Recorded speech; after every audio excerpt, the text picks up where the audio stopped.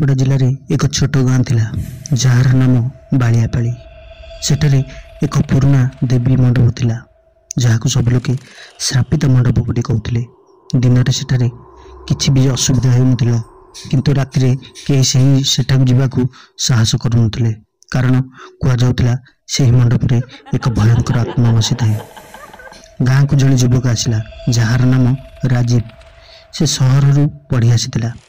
राजीव आधुनिक धारणार पिला थिला। गाँ लोकों कथा को से विश्वास करुनथिला। दिने पूर्णिमा राति से कहला आज मुझे मंडप रे राति काटिबी देखिबी कौन होउछि। राजीव एक लैंटेन किछि खाद्य एवं एक पुस्तक नहीं मंडप को गला।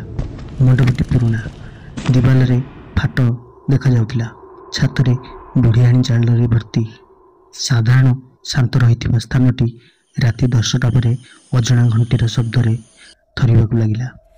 राजीव चारिपाख को देखुला। देखिला मंडप मध्य प्रतिमा सामने एक महिला बसी। से धला शाढ़ी पिंधि। ताहार केश भिजा। माटी रे लाल चिन्ह गुड़िक देखा मिलता। से चित्कार करी कहला तू एठाकू कहीं आसीचु एबे मो ठारू तोते केही भी रक्षा करि परिबे नहीं। यह कही से जोर रे हसिबाकू लगिला। लैंटेन हठात आपे आपे लिभिगला। मंडपर द्वार बंद होईगला। राजीव चित्कार करबाकू लगिला किंतु ताहार स्वर बाहर को जाई पारु नथिला। अकस्मात महिलार मुहरु कला धुआं बाहरिला। ताहार आखि भारी भयंकर देखा जाउथिला। राजीव भयरे भूमि कचड़ी होई पड़ीगला।